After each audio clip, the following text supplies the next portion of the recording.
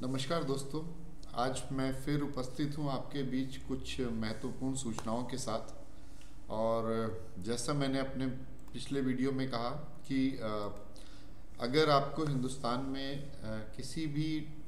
Open university में distance माध्यम से या ऑनलाइन पाठ्यक्रमों में प्रवेश लेना है तो आपको निश्चित तौर पर ही डेब आईडी बनानी होगी। और डेब आईडी के साथ साथ उससे पहले अगर आपको डेब आईडी बनानी है तो डेब आईडी से पहले आपको निश्चित तौर पर अपनी एबीसी आईडी बनानी होगी। और एबीसी आईडी के साथ साथ में आपको एबीसी आईडी बनाने के लिए आपको डिजी लॉकर की एक्सेस की ज़रूरत होगी, जो मैं ऑलरेडी अपने पुराने वीडियो में इन सब चीज़ों की चर्चा कर चुका हूँ। अब आज का जो हमारा ये सत्र है वो विशेषकर उस चीज़ों को ध्यान में रख के किया गया है, क्योंकि कुछ ऐसे छात्र हैं जिन लोगों की जो मुख्य प्रॉब्लम ये है कि उन लोगों ने अपना डिजी लॉकर से उन्होंने एक्सेस किया, लेकिन डिजी लॉकर से एक्सेस करने के बाद जो एबीसी आईडी उनकी जनरेट हो रही है या अपार कार्ड जो निकल रहा है, उस अपार कार्ड में उनका नाम या डेट ऑफ बर्थ कुछ गलत हो सकती है संभावित तौर पर, या फिर आपका अपार कार्ड या एबीसी आईडी जो आपकी क्रिएट हुई उसमें तो आपके क्रेडेंशियल्स सही हैं, क्योंकि मूलतः वो तीन ही क्रेडेंशियल्स हैं, आपका नाम, आपका डेट ऑफ बर्थ और जेंडर या मेल या फीमेल। तो वो तीनों क्रेडेंशियल्स अगर आपका एबीसी कार्ड में या अपार कार्ड में आपका सही है, लेकिन आपने जब डेब या डिस्टेंस एजुकेशन ब्यूरो के अंतर्गत आपने डेब आईडी क्रिएट की तब उसमें कुछ चेंजेस हो रहे हैं, तो ऐसी स्थिति में क्या किया जाए, बहुत महत्वपूर्ण सवाल है। तो मैंने प्रयास किया इस सारी चीज़ों को ध्यान में रख के किस प्रकार से हम लोग कहाँ कहाँ इसको एक्सेस कर सकते हैं और क्या क्या कंसर्न है, तो उन चीज़ों को ध्यान में रखते हुए आज का ये मेरा वीडियो जो है विशेषकर ऐसे छात्रों के लिए बहुत ही इम्पॉर्टेंट होगा जो अगर कह रहे हैं कि उन्होंने अपार आईडी या फिर बनाई लेकिन अपार आईडी में उसमें कुछ प्रॉब्लम थी, या अपार आईडी तो उनकी सही रही लेकिन हो सकता है संभावित तौर पर उनका एबीसी आईडी या कुछ ना कहीं लिंकिंग में प्रॉब्लम है। तो सबसे पहले मैं आपको डेब आईडी में अगर प्रॉब्लम है तो उसमें किस तरह से करना है, तो ये आप देख सकते हैं, ये डिस्टेंस एजुकेशन ब्यूरो की मुख्य वेबसाइट है। और इस वेबसाइट पे अगर आप क्लिक करते हैं यहाँ पर तो आप ये वही है deb.ugc.in स्टूडेंट डेब बोर्ड, या जो आप जो डेब आईडी को क्रिएट करने के लिए इन्होंने यहाँ पर जो लिंक दिया हुआ है। और ऐसी स्थिति में कभी कभी कुछ ऐसे इश्यूज हैं जिसमें कि अगर स्टूडेंट अपना यहाँ डेब आईडी एबीसी आईडी एंट्री करता है, उसके बाद डेब आईडी पे जब बनाने के लिए प्रयास करता है तो हो सकता है संभावित तौर पर वहाँ कुछ एरर्स हों। तो ऐसे एरर की स्थिति में यहाँ पर आप इसी वेबसाइट में नीचे की तरफ अगर आप देखेंगे यहाँ पर, तो ये आपका एक इन्होंने यहाँ पर एक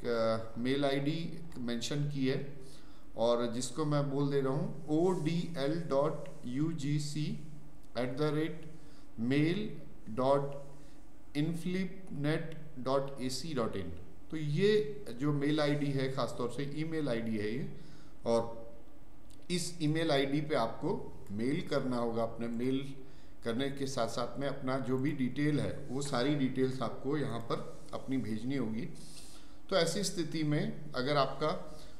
कभी ऐसा प्रॉब्लम है कि आपका एबीसी आईडी में सारा मैचिंग है, सारा डिटेल सही है, आपका नाम, आपका डेट ऑफ बर्थ, आपका जेंडर अगर एबीसी आईडी में करेक्ट है, लेकिन डेब आईडी बनाते हुए कोई प्रॉब्लम आ रही है, तो ऐसी स्थिति में आप इस मेल आईडी पर अपने मेल से आप एक्सेस कर सकते हैं, अपना डिटेल दे सकते हैं और संभावित तौर पर आपको 24 से 48 घंटे तक आपको अपना जो डेब आईडी में अगर कोई इशू है तो इसको सुधार की संभावना है। इसी प्रकार से अगर हम दूसरे एस्पेक्ट पे जाते हैं जिसमें हम कहते हैं कि अगर आपने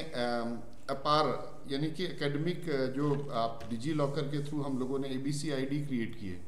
अगर डिजी लॉकर के थ्रू आपने जो एबीसी आईडी क्रिएट की है उस केस में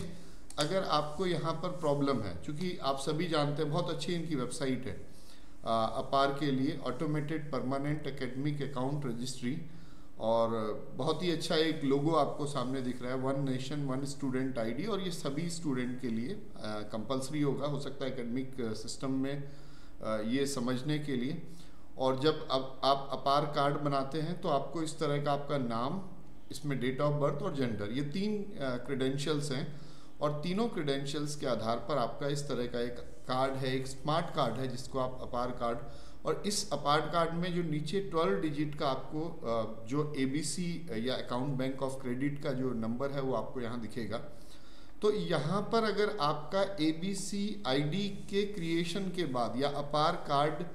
बनने के समय या जो आपका कार्ड है उसमें अगर आपको इशू है, जैसे हो सकता है आपकी नाम की स्पेलिंग गलत है या आपका डेट ऑफ बर्थ गलत है या अगर आपकी जेंडर मिसमैच है, तो ऐसी स्थिति में आपको क्या करना होगा, यहाँ पर इस चीज़ को समझने के लिए आप एक बार फिर से देखें। तो यहाँ अगर मैं देखता हूँ गेट हेल्प, तो ये आपका यहाँ पर ये